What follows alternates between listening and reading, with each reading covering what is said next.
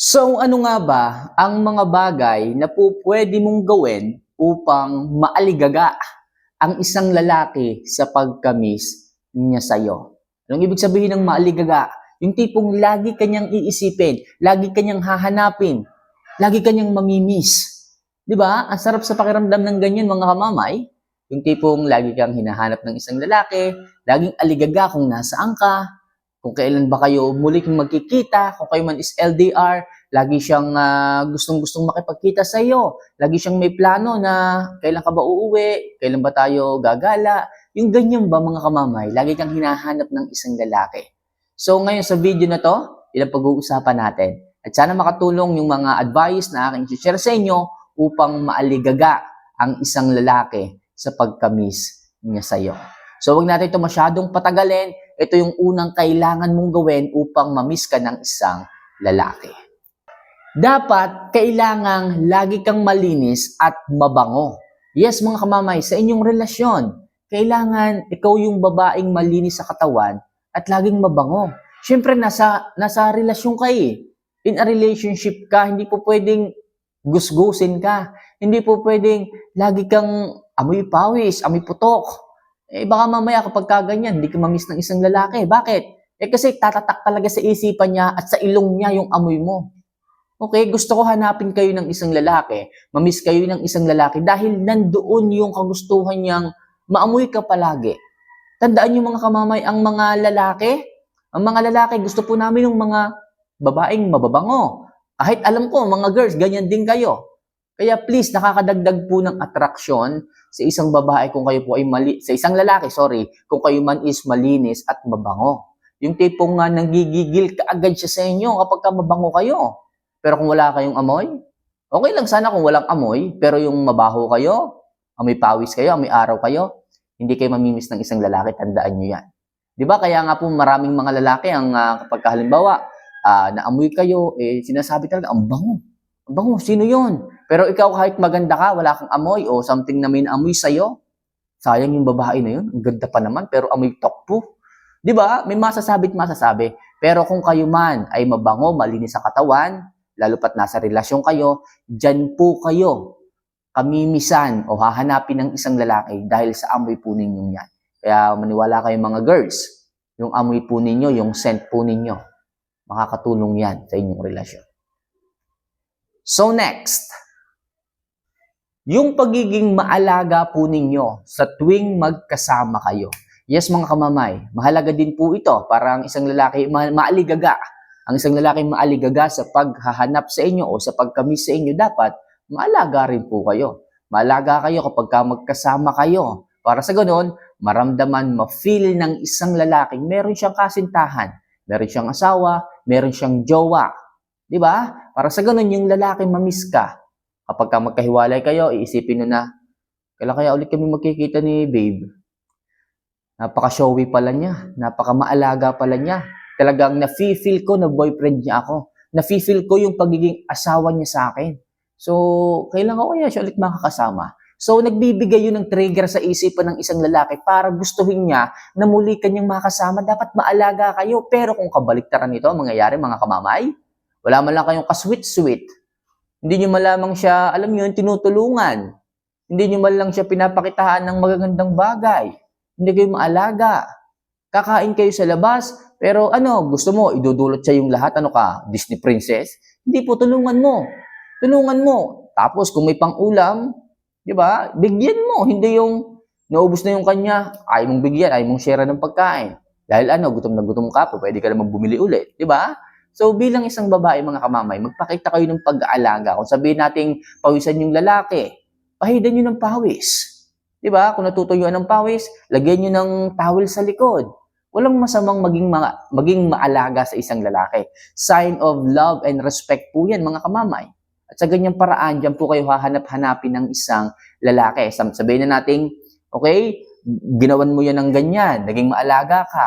Then, next time na siya na lang yung mag-isa, tapos pawisan, maaalala ka niya. Sana nandito si babe. Sana kahit pa paano napunasan niyo yung pawis ko. So, di ba, mamimiss ka niya, hahanap-hanapin ka niya. Maka nga pag naalala niya, yung tawagan ka kaagad eh. Babe, sana nandito ka. Babe, sana napupunasan mo yung likod ko kasi kabasa ng pawis. So, ganun po, maging maalaga kayo every time na magkasama kayo para ma-miss kayo ng mga yan. Maaligaga sa pagka-miss ang isang lalaki sa inyo. So, next, iwasan yung maging matalak at mabunganga. Yes, mga kamamay, mga babae kayo. Okay, kailangan mahinhin kayo. Hindi kayo yung madaldal, matalak. Okay, bungangera, sakit sa ulo niyan. Ayaw namin ng ganyan. Kung po pwede lang, limit-limitan nyo lang yung inyong pagsasalita. Lakas pa naman ng boses nyo. Wala kayong pinipiling lugar eh. Pag nagtatala kayo, kapag nagbunga nga kayo, rinig na rinig ng kapitbahay, ayaw po ng mga lalaki yung ganyan. Paano sila maaaligaga sa pag-iisip sa inyo, sa pagkamis sa inyo kung ganyan kayo? Baka nga sa halip na i-message kayo ng mga yan, tawagan kayo ng mga yan, eh hindi na eh. Anong iisipin ng mga yan? Hindi ko na ito tatawagan. Baka sa halip na maging tahimik ang buhay ko, eh, lalo nang gumulo eh. Baka kung ano na lang italak nito sa akin eh. Baka kung ano na lang isarmo nito sa akin eh. Ayaw namin ng ganyan. Kaya please hanggat maaari, yung mga babae dyan, magpakahinhin kayo. Makipag-usap kayo ng maayos. Hindi yung may sinabi lang yung lalaki, nagtatalak na kayo.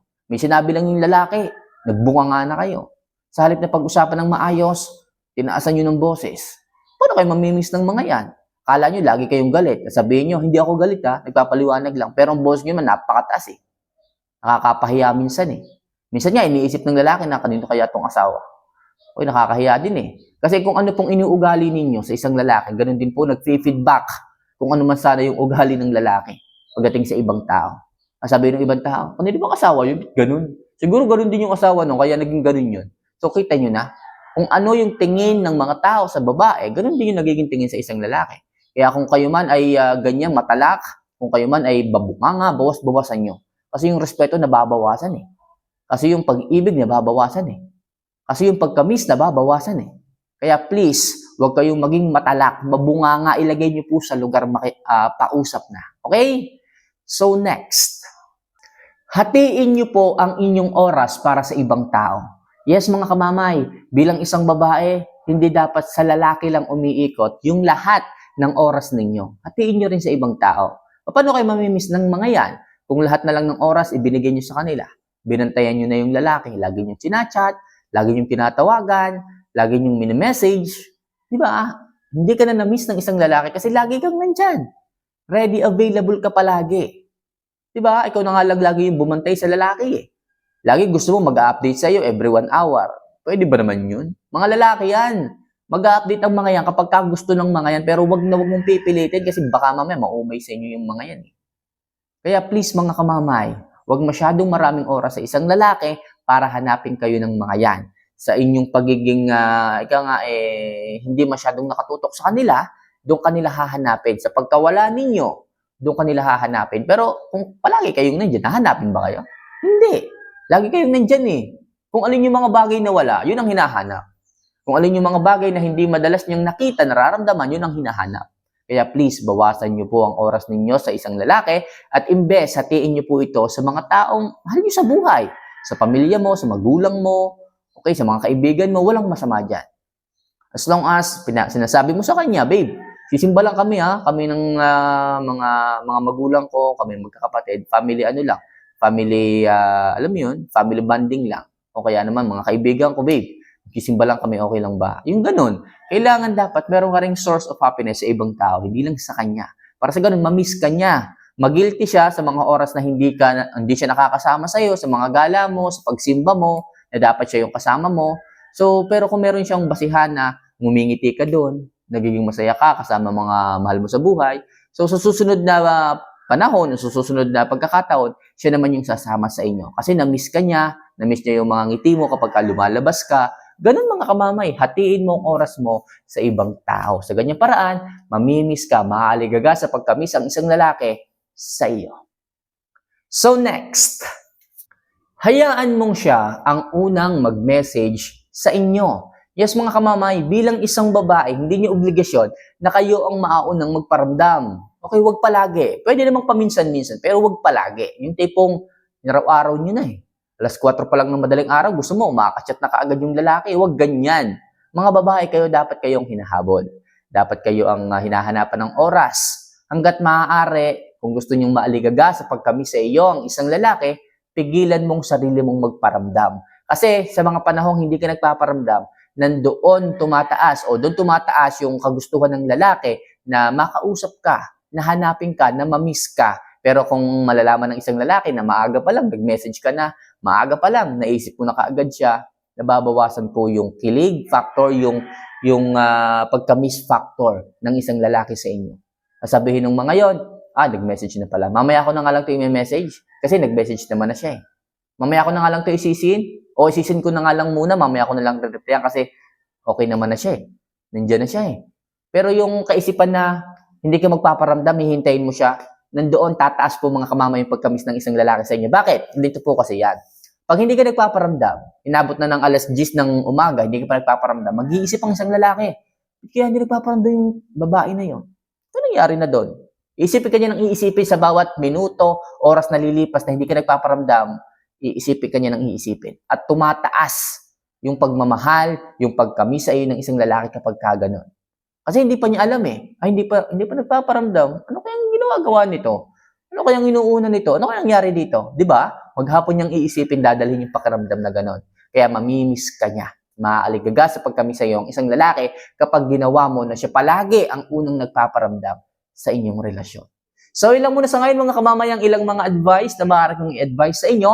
And for this time, wala muna tayong love advice kasi nag-iipon pa tayo ng comments sa ibaba. Kaya kung ikaw man ay may sitwasyon ngayon na hindi mo maintindihan at naguguluhan ka kung ano bang mga hakbang ang kailangan mong gawin sa isang lalaki, i-comment mo na yan sa baba. Pag-usapan natin yan at susunod na video, pag nakita ko yan, bibigyan kita ng piece of advice na kagaya nito. So muli, this is Mamay Love Advice. See you for our next vlog. Paalam.